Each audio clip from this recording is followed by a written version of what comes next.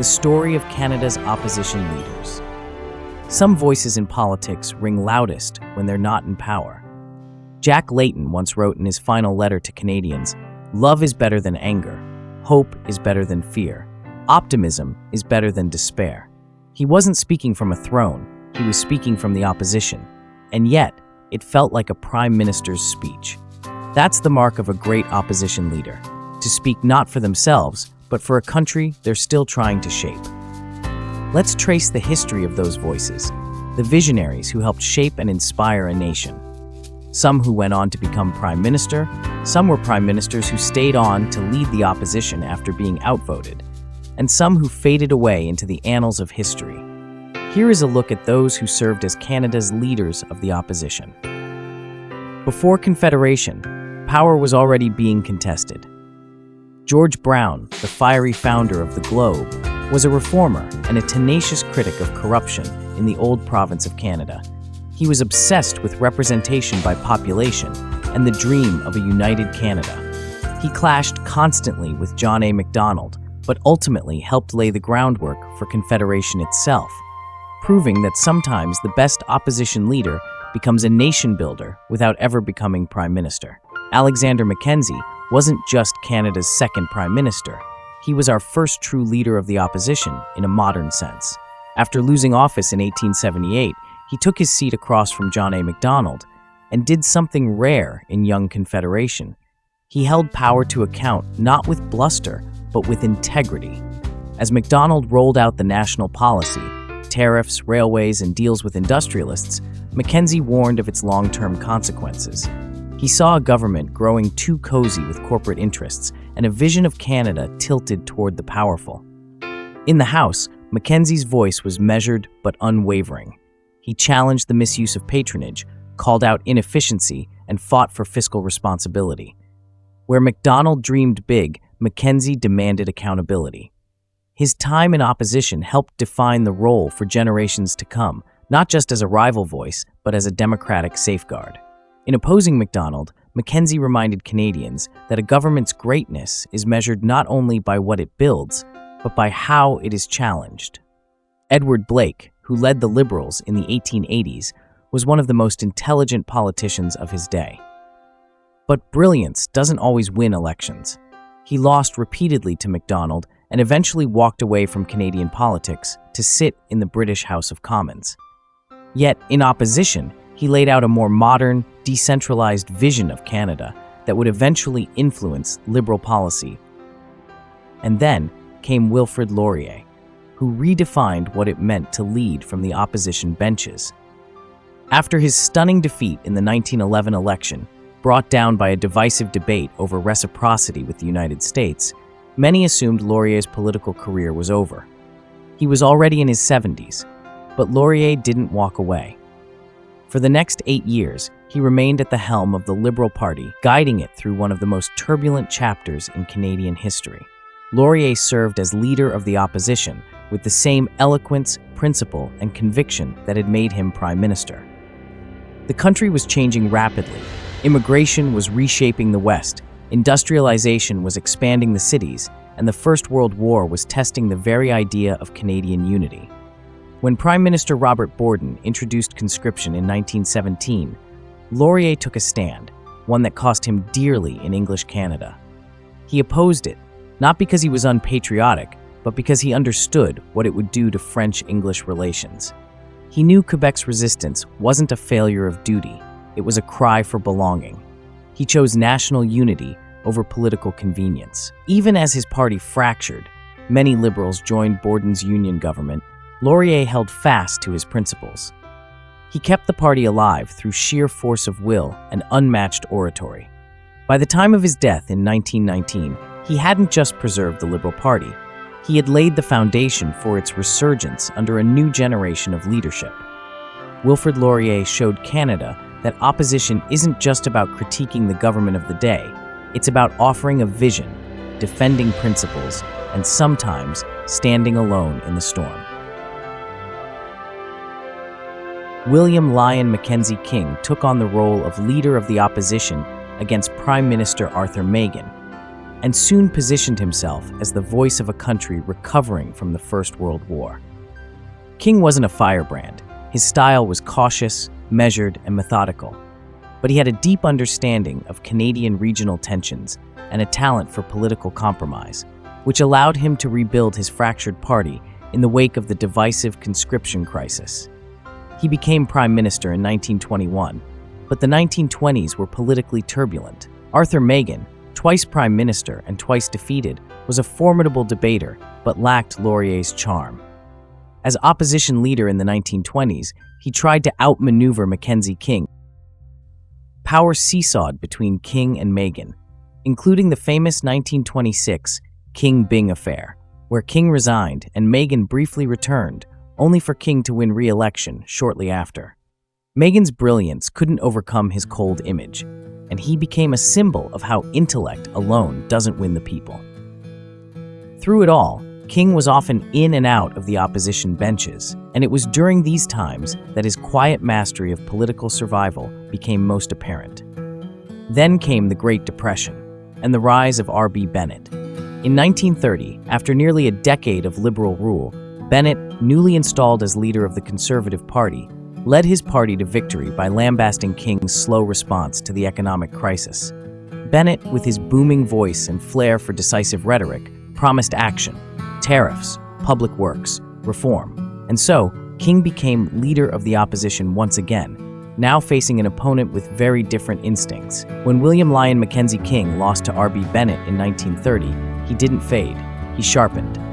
From the opposition bench, King became a patient but pointed critic of Bennett's Depression-era policies. The Depression proved more stubborn than Bennett's promises. His initial laissez-faire stance gave way to more interventionist policies, including a proposed New Deal that many saw as too little, too late. King's calm, methodical style clashed with Bennett's fire, but it resonated. In 1935, the tide turned.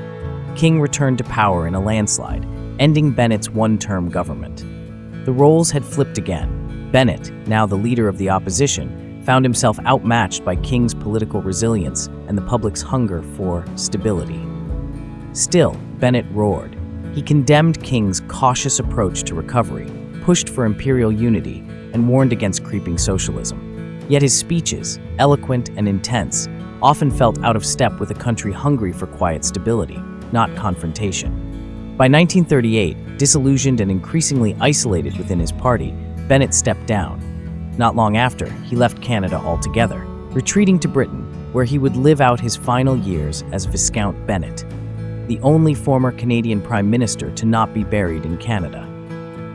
After the fall of R.B. Bennett and the Conservative Party's defeat, Canada entered a period of transition, with political parties scrambling to redefine themselves.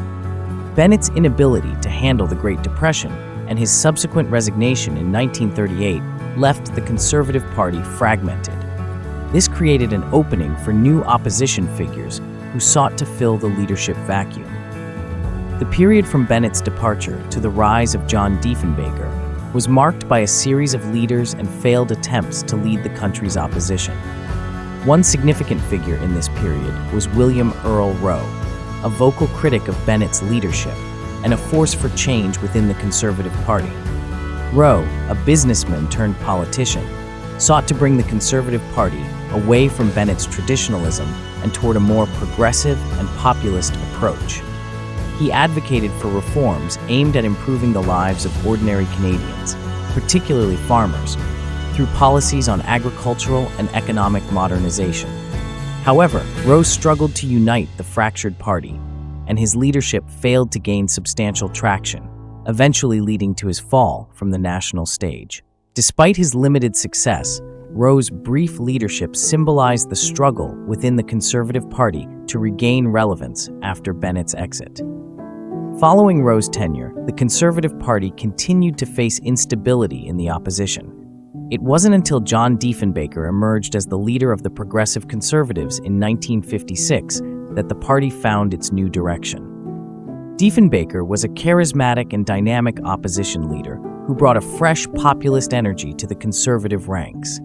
His fiery speeches, commitment to Canadian nationalism, and promises of fairness for all Canadians won him broad support.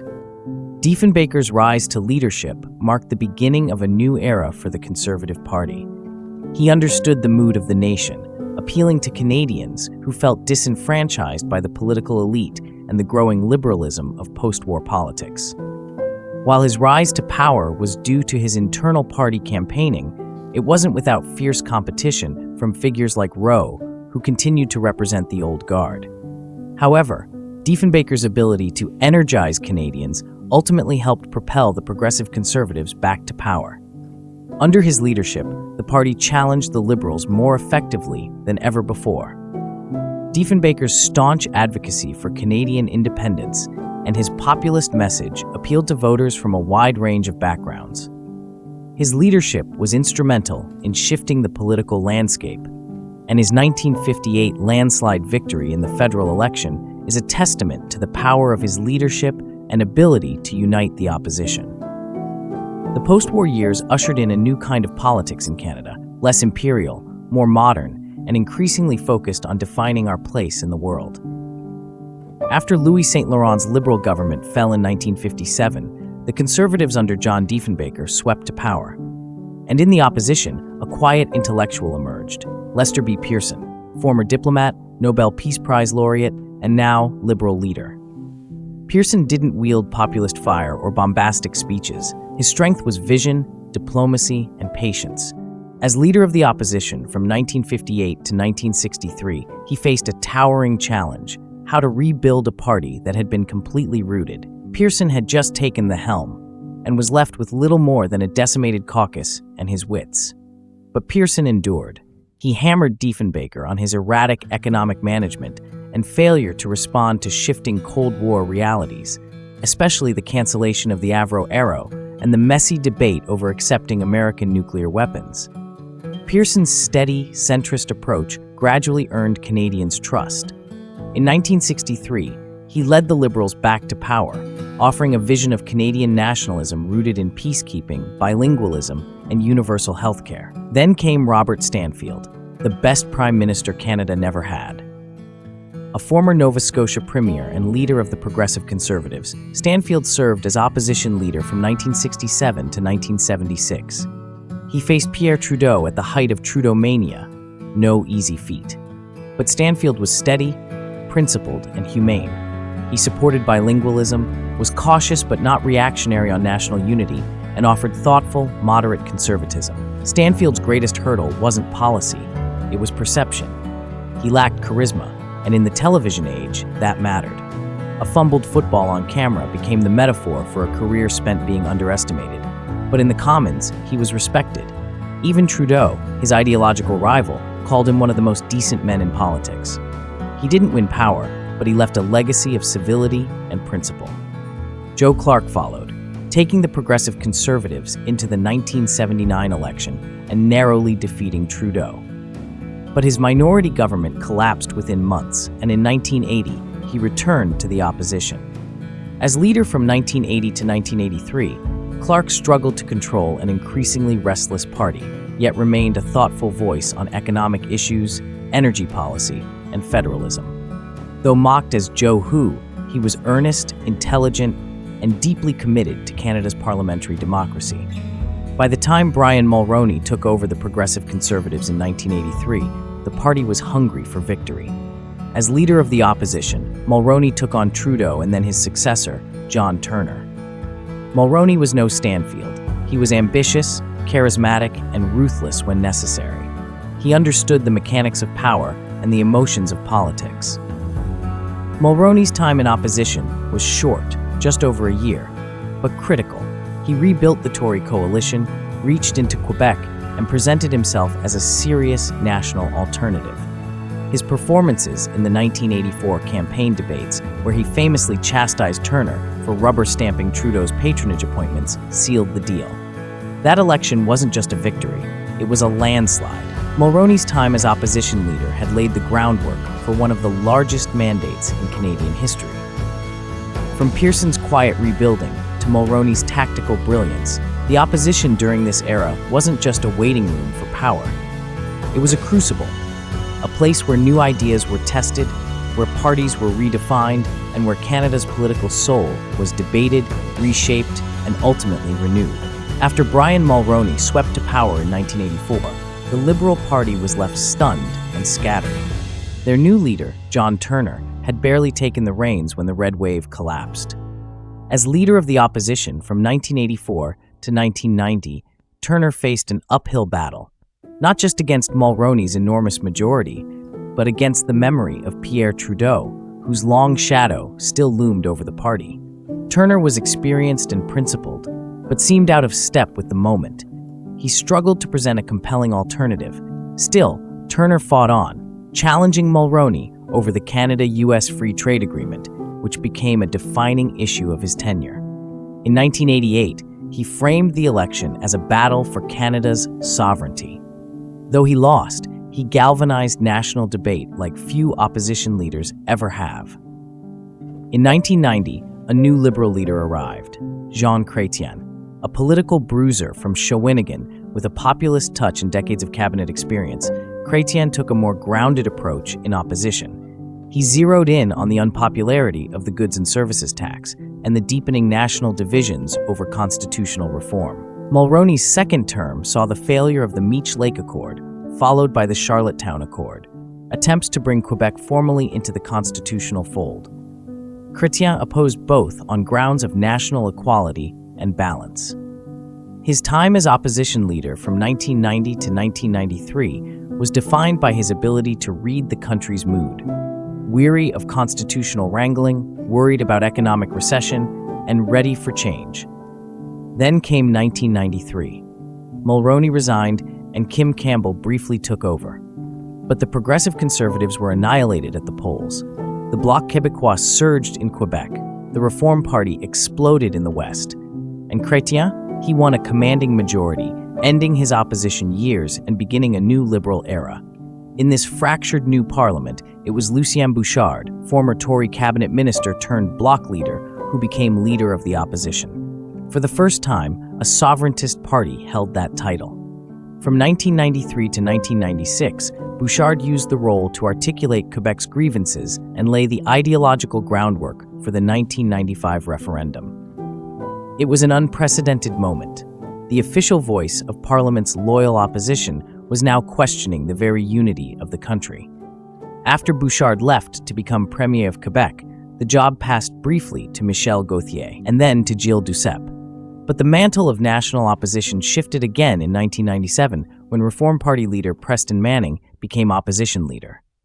Manning brought a new voice to Ottawa, Western, populist, deeply skeptical of Ottawa elites. Preston Manning's time as leader of the opposition was anything but traditional.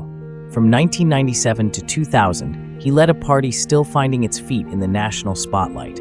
Reform had exploded out of Western frustration, but now it had to offer more than protest. Manning's task was monumental. Take a regional movement and make it sound like a national vision. He clashed with Chrétien's Liberals on everything from fiscal discipline to democratic accountability, but his greatest challenge came from within. The Reform Party struggled to connect with Quebec and urban voters, and Manning faced relentless pressure to broaden the party's appeal. His stint as opposition leader was marked by constant repositioning, culminating in the United Alternative push to unite the right. He never held power, but Manning's time in opposition reshaped Canadian conservatism. He redrew the political map, proving that the movement had to evolve or be left behind. Stockwell Day's turn as leader of the opposition was brief but dramatic. In 2000, he took the helm of the newly formed Canadian Alliance, the successor to Preston Manning's Reform Party, with hopes of finally uniting the right and taking on Jean Chrétien's dominant Liberals. Charismatic and telegenic, Day was seen as a fresh face who could broaden conservative appeal beyond the West. But Day's leadership quickly ran into turbulence, and a failure to connect in Quebec and Ontario left many uneasy. Worse, internal dissent exploded into open rebellion, with MPs bolting from caucus to form the short-lived Democratic Representative Caucus. Though he led the official opposition from 2000 to 2001, Day's tenure exposed the fragility of a conservative movement still struggling to define itself. His fall set the stage for Stephen Harper's rise and the eventual unification of Canada's conservative parties. Enter Stephen Harper. A former Reform MP and policy intellectual, Harper had left politics in frustration, only to return in 2002 to lead the Alliance. He was smart, disciplined, and strategically ruthless. In 2003, he helped orchestrate the merger of the Alliance and the Progressive Conservatives, finally uniting the right under the new Conservative Party of Canada. As leader of the opposition from 2002 to 2006, Harper redefined what conservative opposition looked like. He hammered the Liberals over the sponsorship scandal, attacked government waste, and presented himself not as a radical, but as a serious, competent alternative. He embraced fiscal discipline, democratic reform, and accountability, less firebrand, more technocrat. He wasn't charismatic, but he was effective, and slowly he won over the country. By 2006, Harper's Conservatives were ready. The Liberals, mired in scandal and internal division, fell, and the long climb from opposition was complete. This was no linear path. From the wreckage of the 1993 Tory collapse to the rise of Harper's disciplined conservatism, the opposition bench had been home to nationalists, reformers, sovereigntists, and pragmatists. It was a proving ground for ideas, and a reminder that in Canada, power may shift, but the scrutiny of the opposition never rests. Stéphane Dion and Michael Ignatieff, meanwhile, became cautionary tales of how intellect alone doesn't win the public's trust, especially not against a well-oiled political machine like Stephen Harper's. Dion, a soft-spoken academic from Quebec, was the architect of the Clarity Act, an important piece of legislation that laid out the rules for future sovereignty referendums. He was principled, passionate about environmental policy, and deeply committed to federalism. But as leader of the opposition from 2006 to 2008, Dion struggled to connect. His Green Shift plan, bold and ahead of its time, was complicated and easily caricatured. Harper's team pounced, framing Dion as weak and indecisive. Attack ads that aired before an election had even been called "set the tone." The Liberals under Dion never recovered. Then came Michael Ignatieff. The Harvard professor, acclaimed author, and public intellectual seemed like a natural leader on paper, worldly, articulate, even Kennedy-esque in his pedigree.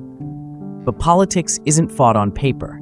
Ignatieff, who became leader of the opposition in 2008, never shook off accusations of being a political tourist, just visiting, as Harper's relentless ads claimed. His efforts to position himself as a champion of human rights and liberal values were drowned out by questions about his authenticity. By the 2011 election, the Liberals collapsed to a historic low, reduced to a third-place party for the first time in Canadian history. Canadians were tired of scandals, tired of cynicism, tired of leaders who seemed disconnected from their daily lives. And that's when Jack Layton stepped up and changed everything. Layton, with his cane, his mustache, and his relentless optimism, connected with Canadians in a way no opposition leader had in decades. Layton, even while battling cancer, connected. He spoke plainly, he smiled, he radiated warmth. In the French language leaders debate, when he called out Michael Ignatieff's poor attendance record in Parliament, "If you want to be Prime Minister, you better learn to show up," it was a knockout punch wrapped in charm. Jack Layton wasn't just a politician, he was a movement, a force of optimism in an era of cynicism. Born in Montreal, raised in Hudson, Quebec, and politically forged in the neighborhoods of Toronto, Layton built his reputation on the ground, city council chamber by city council chamber, before becoming the federal leader of the New Democratic Party in 2003. At first, many dismissed him. Too urban, too academic, but Layton turned those supposed weaknesses into strengths, connecting housing policy to dignity, tying climate action to moral responsibility, and always speaking directly to the people. He believed politics should be about lifting people up, not tearing opponents down. That message grew louder and more powerful until it roared across the country. In 2011, Jack Layton led the NDP to the most astonishing breakthrough in its history. The New Democrats surged past the Liberals to become the official opposition for the first time ever. He swept Quebec in a political earthquake no one saw coming. People called it the Orange Wave, but really, it was a wave of hope. But as his popularity surged, his cancer progressed. Just weeks after that historic victory, he stepped down temporarily to focus on his health. On August 22, 2011, the country awoke to devastating news. Canadians have lost a fighter. Jack Layton died this morning at his home in Toronto with his family at his side. He was 61 years old. The grief was national. Spontaneous memorials appeared across the country. Chalk messages of love and thanks covered the pavement outside Toronto City Hall. People didn't just mourn a politician. They mourned the version of Canada he made them believe was possible. If I've tried to bring anything to federal politics, it's the idea that hope and optimism should be at their heart. And then came the letter. Published in Maclean's, addressed to all Canadians, but especially to the young, the LGBTQ+ community, and those struggling with illness or despair, Layton's final words became a kind of moral compass for the nation. He finishes his letter with a rally cry of hope and optimism. He writes, "To all Canadians, Canada is a great country, one of the hopes of the world. We can be a better one, a country of greater equality, justice, and opportunity. We can build a prosperous economy and a society that shares its benefits more fairly. We can look after our seniors. We can offer better futures for our children. We can do our part to save the world's environment. We can restore our good name in the world. We can be a better, fairer, more equal country by working together. Don't let them tell you it can't be done. My friends, love is better than anger. Hope is better than fear. Optimism is better than despair. So let us be loving, hopeful, and optimistic, and we'll change the world. All my very best, Jack Layton." It wasn't just a farewell. It put his legacy, his vision, and his hope for the country into heartfelt words. It was a mission statement. It echoed across party lines. It made people cry in airports and buses and kitchens. It reminded a weary country what politics could feel like at its best. Jack Layton didn't live to see the Canada he dreamed of, but he gave millions of Canadians permission to believe in it. And maybe that's the most powerful legacy any opposition leader can leave behind. Canadians didn't just lose a politician, they lost one of the most beloved leaders in the country's history. Jack Layton's death left a void in Canadian politics. He was succeeded by Tom Mulcair, a sharp and disciplined parliamentarian. He tried to bottle Layton's optimism inside a tougher, more prosecutorial frame. Under Mulcair, the NDP became a forceful critic of Stephen Harper's government, hammering it on civil liberties, the environment, and economic inequality. But when the 2015 election came, something unexpected happened. It wasn't the NDP that inherited Layton's optimistic and hopeful spirit. It was the Liberals. Justin Trudeau, son of a former prime minister, had once seemed lightweight. But in 2015, he echoed the exact message Jack had left behind: hope, change, optimism. He promised sunny ways, and the country, tired of the Conservative decade, listened. Mulcair, caught flat-footed between a surging Liberal Party and a hardened image of fiscal caution, fell to third. The NDP lost its historic position, and Trudeau swept to power with a majority. The Conservatives, meanwhile, found themselves in disarray. Stephen Harper resigned, and into the vacuum stepped Rona Ambrose, who served as interim leader, a steady hand during a bruised time. But the party needed a new face. Andrew Scheer won the leadership in 2017, narrowly edging out Maxime Bernier. Scheer tried to blend Harperite discipline with a softer tone, but he struggled with authenticity. Social issues dogged him. He won the popular vote in 2019, but failed to unseat Trudeau. Within months, he was pushed to resign. Enter Erin O'Toole, who ran as a true blue conservative, but pivoted to the center once he had the job. He talked about climate change, union rights, and inclusivity, but his party wasn't always behind him. The 2021 election was his to lose, and he did, again winning more votes than the Liberals, but not the seats. The knives came out. By 2022, the Conservative base wanted a fighter, someone who wouldn't apologize for conservatism, someone who'd punch back. Pierre Poilievre was ready. For years, he had been building a reputation, not as a consensus builder, but as a combatant. A master of parliamentary skirmishes, a savvy digital communicator, and a relentless critic of liberal governance.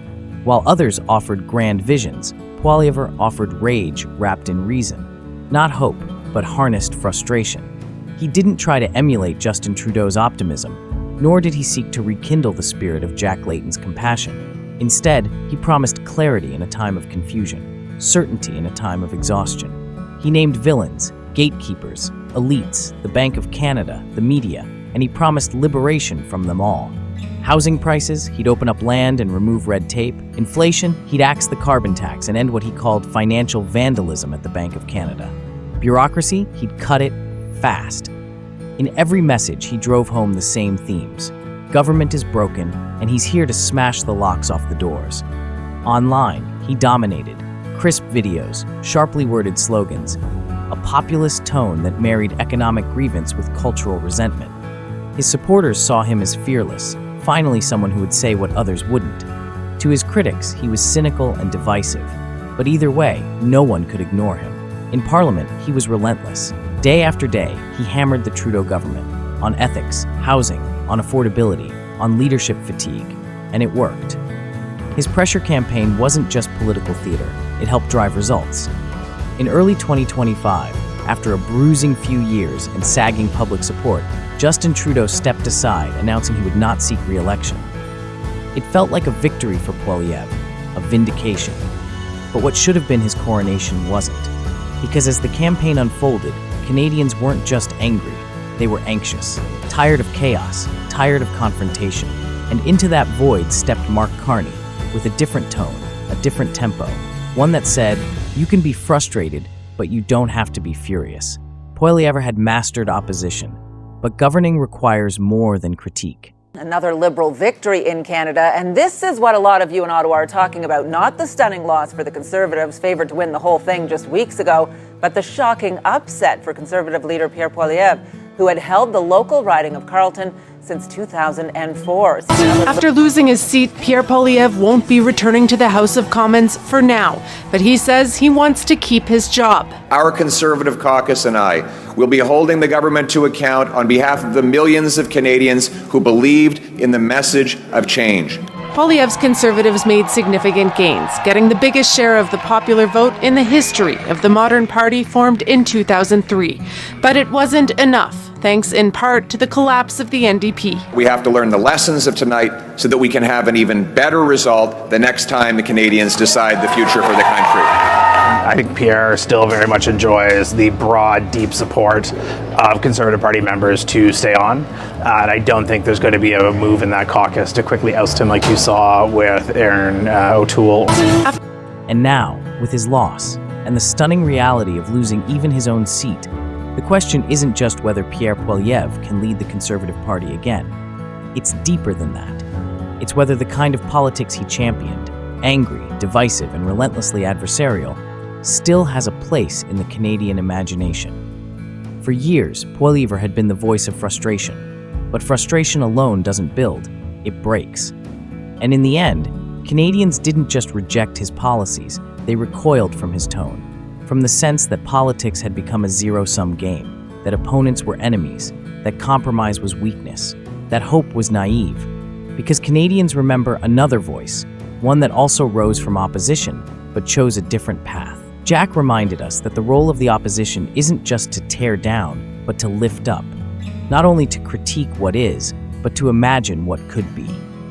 His legacy, like that of Laurier, King, Diefenbaker, and others, is a reminder that being leader of the opposition is more than a political job. It's a calling, a mirror held up to power, a voice for those unheard, a compass pointing always to a better Canada. Across centuries, the names have changed, the parties have shifted, but the essential struggle has endured, between cynicism and idealism, between calculation and conviction, between power for its own sake and politics in service of people. From George Brown's dream of confederation to Wilfrid Laurier's resistance in the face of war, from John Diefenbaker's populist fire to Robert Stanfield's quiet competence, from the fiery oratory of John Turner to the cautious intellect of Michael Ignatieff, from Layton's hope to Poilievre's anger, the opposition has always told us something about who we are and who we want to be. So now, at the close of this long story, we ask, what kind of country do we want? That answer won't come from one leader. It will come from all of us. From the voices that rise in Parliament and the ones that rise at kitchen tables, union halls, mosques, reserves, and rallies. It will come, as it always has, from hope. As Jack Layton reminded us, in his final words to the country he loved, love is better than anger, hope is better than fear, optimism is better than despair. So let us be loving, hopeful, and optimistic, and we'll change the world. Please like and subscribe for more videos about Canada.